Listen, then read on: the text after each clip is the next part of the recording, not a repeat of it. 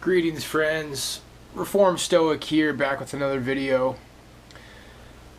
So I don't want this video to be a total downer.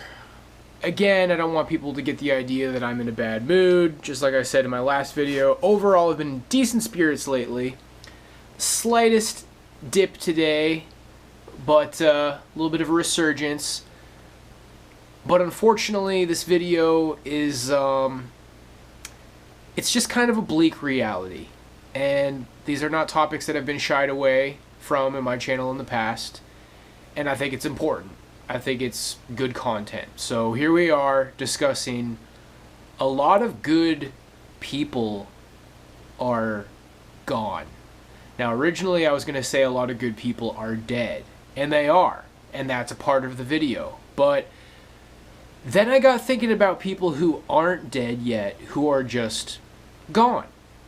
Gone from our lives, gone from the public forum, gone from late night television, gone from the music industry, gone from my life specifically, like friends who I had laughs with, people who are still here, so to speak, alive, but gone. And then, of course, there are some good people who are dead as well. I wanted to start with late night television. You know, I've mentioned a lot on my streams. I had a 0-hour first period my freshman year of high school, which was actually a terrible idea. I needed to speak more with guidance counselors and then probably listen to what they said more. I'm pretty sure I was told that it's not a good idea to take open periods your first year of high school, but anyway, I digress. I was a bit of a slacker. So, and I actually had 0-hour jazz band, so it was awkward. I had to get to school early on the days we had jazz band, but on the days that I didn't, school would start later for me. So that was kind of the beginning of getting a late night routine going up, like staying up decently late every night. And I would watch Jay Leno, Conan O'Brien, and then Late Night with Carson Daly. That was only half an hour. The other two were an hour long. Jay Leno, Conan O'Brien, and then Carson Daly was half an hour. Carson Daly wasn't nearly as good, but it would have more like emo post-hardcore bands that I was into at the time. But, you know, I always said I wasn't, like, crazy about Jay Leno. I definitely liked Conan better. But, yeah, I miss Jay Leno too, man. You know, Jay Leno would be on a bit more in the background while I was noodling on my laptop. And then, Conan O'Brien, I'd probably, like, actually shut my laptop and pay attention, which is rare these days. But, I actually just finished watching through the show Louis for the second time, the Louis C.K. series, which is actually pretty good. I recommend it. I think the first season, there's a couple of episodes that were kind of like degenerate and overly liberal, but especially by the third season, it gets to this place in the third season where Louis is auditioning to replace David Letterman. And that's another one who's gone, David Letterman. I didn't really watch that much David Letterman, but I remember my dad would watch David Letterman. And all I can really remember from my childhood is my dad would have me say, David Letterman! It just, I don't even know. I don't even know what else to say other than that.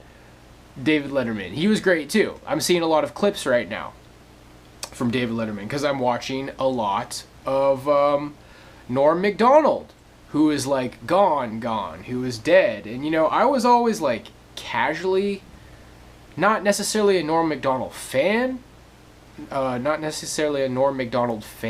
just anytime he'd pop up, I'd be like, huh, that was semi-jolly, that was funny. I definitely liked the movie Dirty Work when I saw it on TV back in the day. But I'm watching through all kinds of Norm Macdonald clips now. I caught on in the last few years that he was a Christian. He has some very interesting things to say in regards to atheism and his faith. He just has interesting things to say in general, and he was very well loved and received. Oh, here's Rug stealing the spotlight. But yeah, that's kind of how I got on the subject of late night shows. But yeah, so finishing my thought about Louis, Jay Leno told Louis on the show, it's like, you know how you're like this cool comedy club guy? I used to be that guy. Now I'm the late night guy, and it's different. Nobody's on every single night for 10 years in a row. So, and then I've actually heard that Jay Leno was a hilarious comedian, so I'll be interested in looking up some Jay Leno stand-up. But Jay Leno, Conan O'Brien, David Letterman, just gone. Norm Macdonald, gone. You know, stand-up is kind of, it's still an art form, it's still around. But man, I'm watching these clips of Norm Macdonald on David Letterman, Conan O'Brien, Jay Leno, Howard Stern. And there was just like this loving environment, you know, back when you used to like celebrities. I mean, that was part of late night television. It was like, oh, this celebrity's getting interviewed tonight. This celebrity's getting interviewed tonight. This band is playing. You know, back, and you know, part of it is like looking at the world through rose-colored lenses, being young. But, I mean, if I really wanted to, I was kind of thinking, it's like, oh, you know, I guess I could watch Jimmy Fallon. Like, is he still doing it? I never regularly watched Jimmy Fallon. I don't think he's especially unfunny. What was that guy who had the thing with the Bears? Owen Benjamin. Owen Benjamin was talking about Jimmy Fallon. He said he carries himself in a way where it's like he can't believe he's getting away with it. It's like like he's hiding something. Like he's looking around the audience. It's like, I can't believe these people are buying it. I can't believe that I'm actually getting away with this. I've never watched the Jimmy Fallon show. The couple of times I've seen it, it always seems like Cardi B is on it. Like Cardi B's getting interviewed, and then Cardi B's the musical guest. It's just always like modern rappers and mumble rap people and Taylor Swift, and it's like, it's just not the same, bro. The celebrity sphere, it's just not the same. It doesn't have that like warm feeling that it used to have. You know, there's a lot of laughs, like when Norm Macdonald is telling a big drawn out joke on the Conan O'Brien show, or Jay Leno or whatever. He has this style of telling jokes that's like very long, and it's not necessarily like knee-slappingly witty and hilarious. It's more like that you just like Norm, and then the interaction with him and Conan and the feedback and the back and forth, they're creating like a cozy environment that invites laughter. And today I just feel like it's sterile, and like, am I really supposed to believe that like Jimmy Fallon and Cardi B have this like wonderful connection? And is it so horrible for me to sit here right now and say that like most of the time it was one white male with like another white male interacting? Because once upon a time that was just the United States. It was just a primarily European country, and that's just what you're going to get the most of the time. Hence the term minority. Every now and then there's Martin Lawrence or Morgan Freeman, and that's fine. This isn't supposed to be racist or anything, but that was kind of the culture of celebrities and television, and that's not what the point of this video is supposed to be. But and you know, not just making it about race, making it about men. Like, okay, yeah, Morgan Freeman. I've actually heard that. It's funny I say Morgan Freeman because I've heard a lot of bad things about Morgan Freeman lately. Like, he's kind of a dick in his interviews, and he's not really like that charismatic. But you know, Martin Lawrence, Eddie Murphy, there's all kinds of funny black guys, man to man. Okay, man to man. Let's not just make it about race. Let's make it about men, because now it just seems like it's always women, and you know, forced diversity, forced women, and it's just not the same anymore. You know, if I try to like dissect it, it's like, oh, well, this is taking a weird direction. But that's just part of the culture today as well. It's like Norm in one of his jokes on Conan, part of the punchline was like, he said, "Oh, you're one of those gays." Said something about somebody being gay, and everybody's laughing. Everybody's cracking up. Anyway, that's the first 10 minutes on late night television and comedy and celebrities. So moving on, a lot of good people are gone from my life. My godfather was such a good man. I can honestly tell you, that's the only time I ever cried from anybody dying. I think that's true. I'm like 90% sure that's true, because other people from my family, all my grandparents are dead. Dad's parents, mom's parents, dead. One of the first people I ever knew who died was a guy who was in my band in high school. We had a band called Winter's Apathy. Filipino dude, 3 years older than me. People called him the Emo King. First time I ever came across him, he was like very dramatically playing Dashboard Confessional in the hallway. He was like this cool high schooler, and I think I was in 7th grade at the time, and it's like, with the mouth like a sailor, just really dramatically.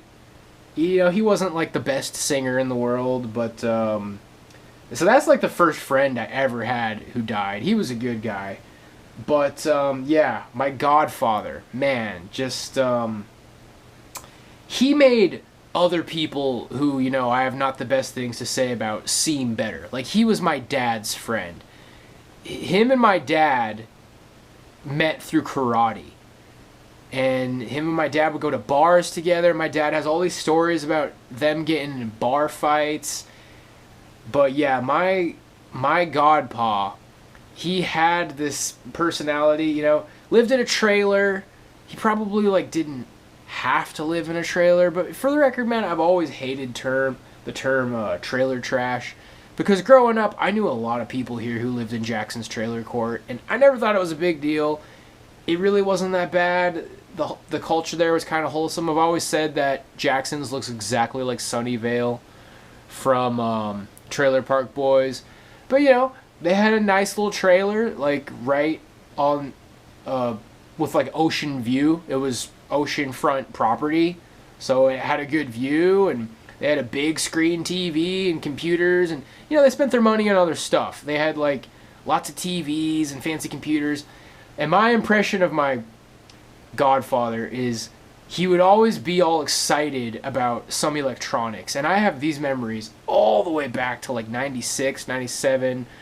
My dad's name is Grant, so I was like, "Grant, you gotta see this." He's got kind of this high-pitched voice. "Grant, you're never gonna believe this. So, I plug this into my computer, right? And I put all these MP3s. Yeah, you download these MP3s off of the internet. You put this on this jump disk, and you just put this in this thing. Plug it in your cigar lighter and your radio, and you can have all your music, thousands of songs. Oh, Grant, it's unbelievable."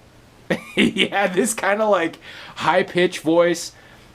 My dad said when they're in their prime, my dad was probably a 160-pound guy. He's 5'10", 160. And my godpa was a little bit smaller. He was more 5'10". My dad said he was 135 or something, but he said he was a real ass kicker. And it's so sad, man. My last memory of him is I was visiting here in my early 20s when I was really into the party scene. I would be coming back here trying to cash in my status from going to a good school, trying to figure out how to get laid at a party. And I'm at the house, texting, staring at my phone. And that's the last time I ever saw my godfather. And my dad's like, "Hey, me and the guys are going to be drinking tonight and playing cards. And why don't you hang out, kid? Why don't you spend a night in and hang out and play some cards? Be one of the guys, just like old times." Because when I was a kid, I'd go out with my dad and my godpa and some of their other guy friends. And, that's when they were, in their young 40s. And my dad, these guys were all still, pretty rad dudes in their early 40s. And we'd go out and have steaks, and I'd listen to them talk like sailors and make a bunch of inappropriate jokes, and we'd go to the movie theater and they'd laugh super loud. And I used to love that. I used to love being one of the guys with my dad and his friends when they were older. So then I'm in my early 20s and my dad invites me to play cards and hang out and have beers with them, and I'm like, you guys have fun, I got other stuff to do. And my godfather was being really silent during that, because I could just tell that, like, me and him had drifted apart, and he was a big part of my life growing up. He was really a big part of my life. I don't have a single negative memory about him. He never yelled, never swore, always happy, always smiling, and that's probably the most unhappy I've ever seen him. I mean, he wasn't, like, causing a scene, but it's just, I could tell he wanted to get to know me. He wanted to know about music school, and all I wanted to do was party. And what did I do? I went out to try and get laid, which of course I didn't, and it wasn't worth it. And I should have spent more time with my godfather, man, because he was a really good guy. And the thing about people like that is, I've complained a lot about my dad and how my dad's kind of an asshole. Good people like that bring out, like, the good parts of people like my dad, because that was my dad's best friend. And so that's it. Only time I ever cried when somebody died.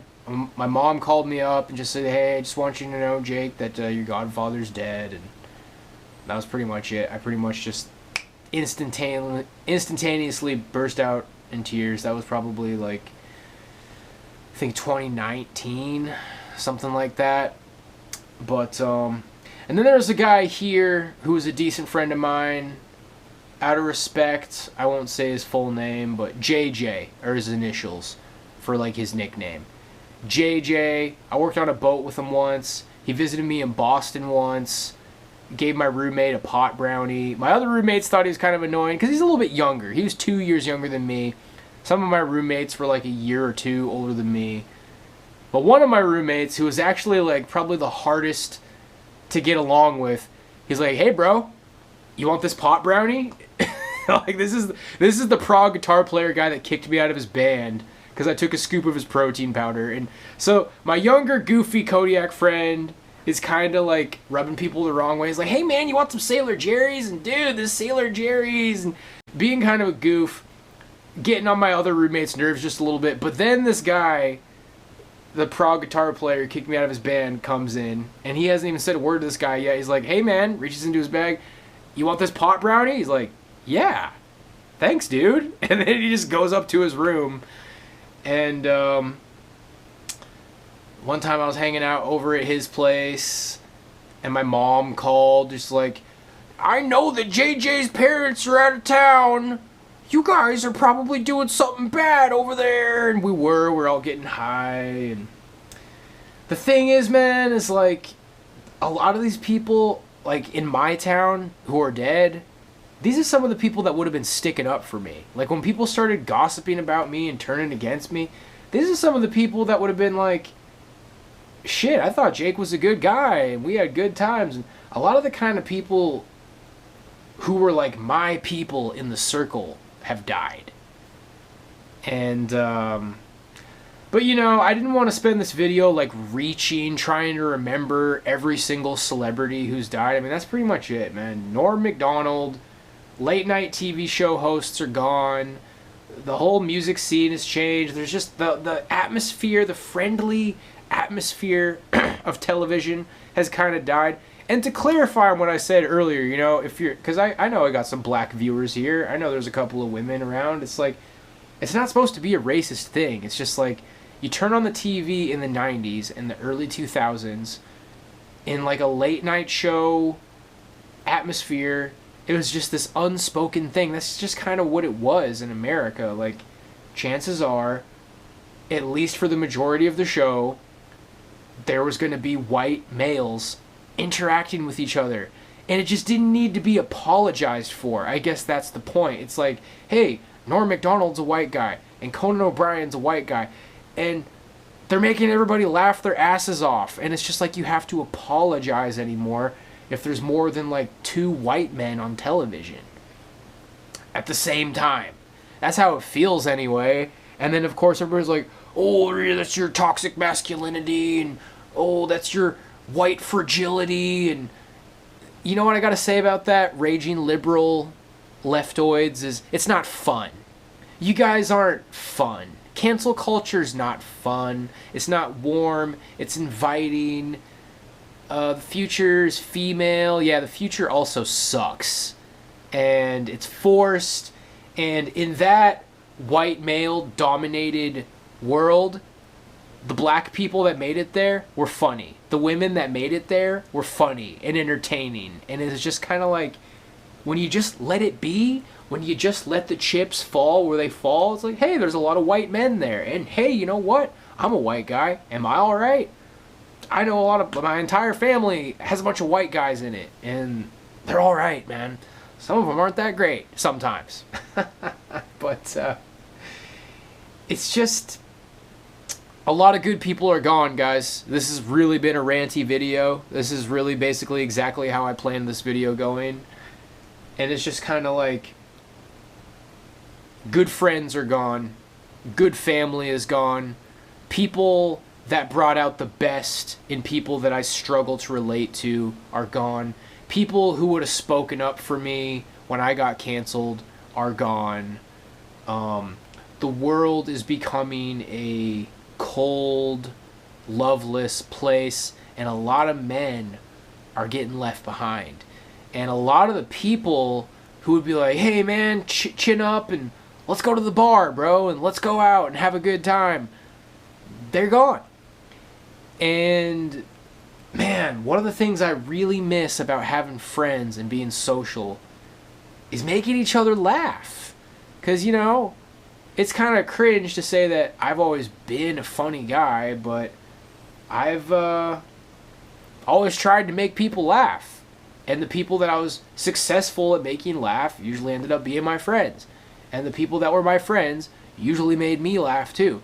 We would go out and just make each other laugh, man. And when I was at parties here, a lot of good laughs with the guys. Like a lot of really like rowdy Animal House style, just like stupid shit that if I tried to explain it to you, you know, a guy getting like really drunk and writing like cunt hunt on his knuckles, like, I'm going on a hunt for some cunt, and like yelling it and then drinking a 40, and it's just gone. You're like, what? I don't get it. Cunt hunt. It's like, dude, it's 10 years in the past. The guy that that joke was with, that's one of the guys that I think is gang stalking me now. Him and his brother. They're this freaking military family, and dude, some people who are my friends are my enemies now.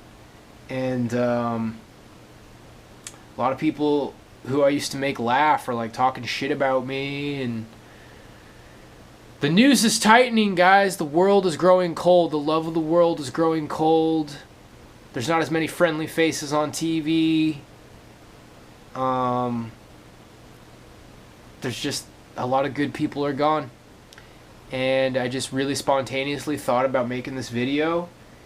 And if there's any like uplifting message I can leave you with, it's like, when you feel like you're a chud and nobody likes you and you suck with women and you suck at making friends and you suck at talking, bro, your wingman, your friends, your older role model, your like television show that can actually like give you some advice worth a damn. I mean, it's probably far-fetched to say you could learn how to live your life from watching Conan O'Brien or David Letterman, but you'd have a way better chance than watching Jimmy Fallon, you know?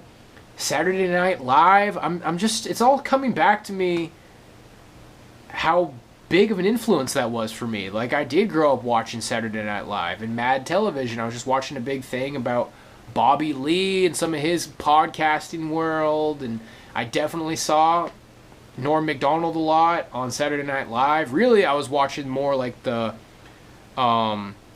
Chris Farley and Adam Sandler, but yeah, Norm Macdonald was around. You know, he's like Turd Ferguson. Yeah, that's a funny name. Just good stuff, good memories, and none of those people are on TV anymore, and I kind of just feel like I've been left behind in this world, man, and I'm just wondering, where are my people at? You know, when I go out to a bar, it's gonna be like I'm losing a popularity contest. Like the girls are just like, oh, you know, I'm seeing these TikToks where girls are putting a guy on blast for taking her to the Cheesecake Factory for a first date. It's like, look, girls, because what always happens is they hit you with like the radical. It's like, well, of course, men need to be providers, and women just want a guy who can provide. Like, how do you expect to have a family if you don't have any money? It's like, that's fine, but you know, you could like eat a decent meal and get to know each other and have some laughs and have a good time and have an experience that looks like it's in some 80s rom-com at a fucking Cheesecake Factory. This whole like, oh, who does he think he is? You taking me to a chain restaurant? Like, what the hell is wrong with everything, man? Like, I feel like I grew up around girls who would be happy to go to McDonald's on a first date, you know? Because it's about the people. It's like, is me and this person gonna click? And hell, I feel like even though it was a little bit before my time, I feel like I remember a time when women really didn't care about that money that much, bro. What about that song, Let's Hear It for the Boys? You know, from the Footloose soundtrack, or Let's Hear It for the Boy. I can't remember if it's Let's Hear It for the Boy or Let's Hear It for the Boys. And maybe he isn't rich, he's saving every dime, but he loves me, loves me, loves me. Always have a real good time. What happened, girls? What happened, guys? What happened to, like, fun people having fun and drinking and laughing? They're still having fun. They're just not having fun with you. Well, yeah, because I don't agree with you on politics, and like you've embraced the modern world and I haven't, and the modern world fucking sucks, man. I'm sorry for swearing, but it's worth it. It's worth it. It needs the emphasis. The modern world sucks, and yeah, a lot of it was like an illusion from television, but you know what? They did a good job. They did a good job creating the illusion. Part of the reason we're all waking up is because the illusion sucks now, and it's half-assed, and the entertainment is just, it's all some preachy message. Like, see, isn't the woman funny? Isn't the black woman funny? It's like, well, they used to be before that's what it was all about. It used to be more of a meritocracy in comedy and entertainment. I mean, yeah, there was like a meritocracy within the privilege that it takes to get there, but people aren't as funny anymore. It's just, a lot of good people are gone, guys. And I think at this point, I'm just holding on, and it's just time to let it go, because the video's almost gone on for half an hour. You need to be one of those people. I need to be one of those people. We need to be... You guys, I know you're having hard times, but you can still be good to people. You can still be fun to be around. You can still, like, not... make people feel like shit for not saying things exactly the way that you think they should be said, and just try not to be a bummer, man.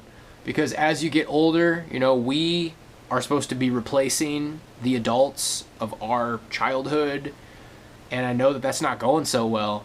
But at least you can, like, be fun and understanding and charismatic in the sense of just don't be a bummer. You know, in terms of, like, oh, my charisma sucks, I can't impress women, and I can't fit in with the in crowd. Dude, all those people suck, man. And, like, just, like... be fun-loving, because like I was saying with Norm and Conan, it's people were laughing because they were just creating like a cozy environment, and that's just not anywhere to be found anymore, man. This is just an uncomfortable world at this point, and I see so many people with this like, yeah, people like you deserve to feel bad. Yeah, oh no, the poor fragile masculinity, white male's uncomfortable. You better get used to it. That's the face of progress, guys. They're so happy that everything is boring, unfunny, and shitty. People just, yeah, the poor white male. Oh, there's no more white men on late night. Oh, boo hoo hoo. Oh, all your bands full of white men are gone. Oh, you have to watch people of color rap. Oh, that's not fun. That's not funny. That's not, and then you go on Reddit. You go on like r cringe, and it's like, look at this Trump supporter trying to articulate himself. I used to go to r cringe to laugh. I used to go to r cringe and be like, oh my gosh, look how cringe this is. But you go to r cringe now, and it's like, look at this guy trying to apologize for masculinity. You're not funny. You're not clever. Entertainment sucks. Everything sucks. And the most positive thing I can say right now, guys, is hold on to your faith, because there is a biblical reality to this. The love of the world is growing cold. I feel it, man. I feel it so hard. And so many of the people who would have helped get me through this are gone. They're either dead or they're not a part of my life anymore. And for the record, like, I wish people had more balls, man. Because there's people out there who probably don't hate me, but they don't want to be seen with me. And they're kissing people's ass to, like, be accepted. And they're throwing me under the bus with everybody else. It's like, hey, sorry, bro. Like, I got to keep my job. I got to pretend to like these people. And so many people out there are fucking pussies, man. You gotta be the change you want to see in the world, guys. But at the end of the day, you know, sometimes it's like throwing a match in a pool. It's like lighting a match and throwing it in a pool. It's like, oh, you know what's gonna happen? Psst, it's just gonna go out, bro. But I'm in good spirits overall. But you know, I'm in good spirits in spite of the fact that the love of the world is growing cold and that a lot of good people are gone. So. That's it, guys. A little bit ranty, a little bit dragging on. God bless you. Somebody said in my last video to, like, invest in a ring light, so I did a different camera angle. I think the lighting should be better like this. God bless you. Peace out.